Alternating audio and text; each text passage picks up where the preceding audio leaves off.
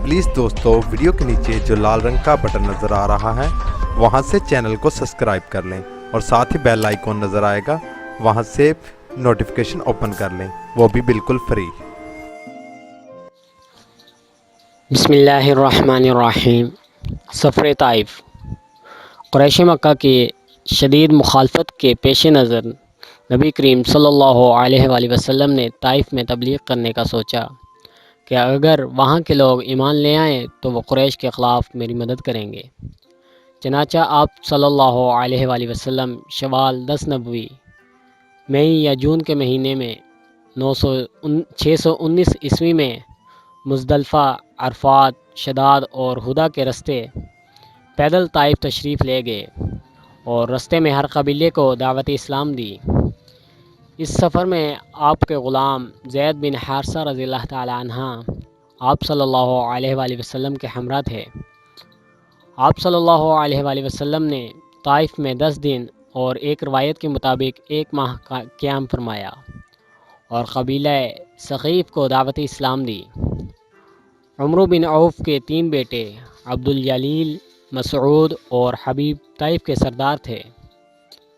आप इनमें से हर एक के पास गए और दावत इस्लाम दी, लेकिन सबका एक ही जवाब था कि तुम हमारे शहर से निकल जाओ।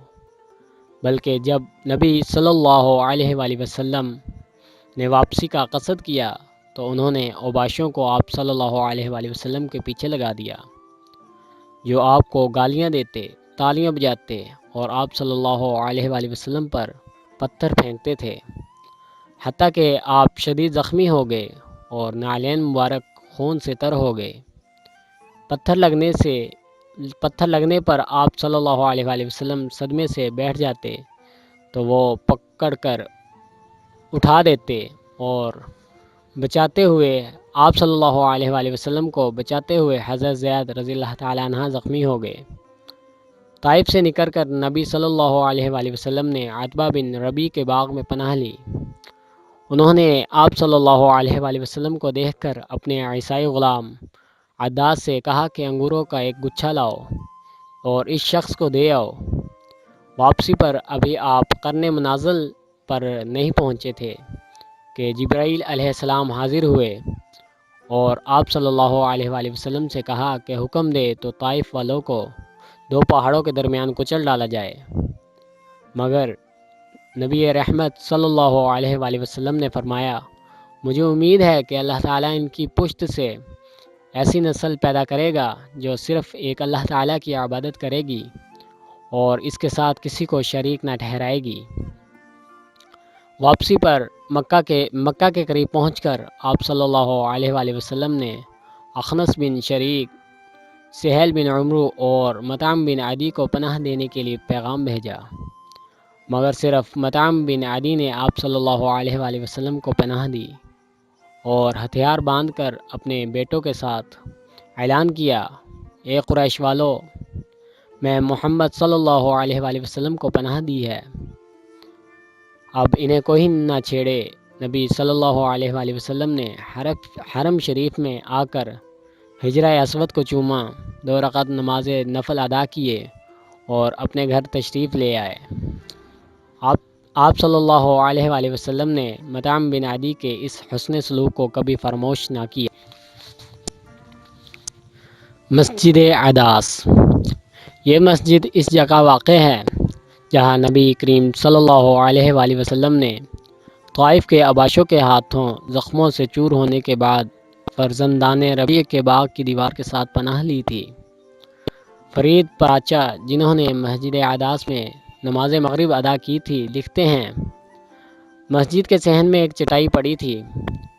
ये मकाम ऐन वो जगह है जहाँ नबी सल्लल्लाहु अलैहि वसल्लम तशरीफ़ फरमा हुए थे। ये चटाई अलामत के तौर पर यहाँ मुस्तकिल रखी गई थी। और मोहम्मद हसनैन हैकल लिखते हैं, ताइफ क्या है? सच्ची बात तो ये है कि मस्जिद अदास की ज़ियारत का नाम ही ताइफ है। मस्जिद इब्न अब्बास। ताइफ की एक कदीम मस्जिद حضرت عبداللہ بن عباس رضی اللہ تعالیٰ عنہ سے منسوب ہے۔ یہ شہر کے مرکزی چوک میں واقع ہے۔ فرید احمد پراچا لکھتے ہیں، مسجد بہت وسیع و عریض اور خوبصورت ہے۔ اس کا حال اتنا وسیع ہے کہ شاید ہی میں نے اس سے پہلے کسی مسجد کا حال اتنا بڑا دیکھا ہو۔ مسجد کی تعمیر خوبصورت پتھروں سے کی گئی ہے۔ اسی مسجد سے ملحق حضرت عبداللہ بن عباس رضی اللہ تعالیٰ عنہ کا مزار بھی ہے جو ہمیشہ بند رہتا ہے۔ امام صاحب سے ملے تو انہوں نے بتایا، یہ مسجد ابن عباس رضی اللہ تعالیٰ عنہ عین اس جگہ بنائی گئی ہے جہاں رسالت مآب صلی اللہ علیہ وآلہ وسلم نے طائف کے محاصرے کے وقت اپنا خیمہ لگایا تھا۔ مسجد ابن عباس رضی اللہ تعالیٰ عنہ کے بالکل سامنے جنوب مغرب میں ان صحابہ اکرام رضی اللہ تعالیٰ عنہ کی قبریں ہیں جو غزوہ طائف میں شہید ہوئے۔ مسجد کے پاس سڑک پر پتھر کا ایک بہت بڑا ٹکڑا رکھا ہوا ہے۔ اس کے متعلق مشہور ہے کہ یہ لات کا ٹکڑا ہے جو کہ ایک بت ہے، مگر اس کی کوئی سند موجود نہیں ہے۔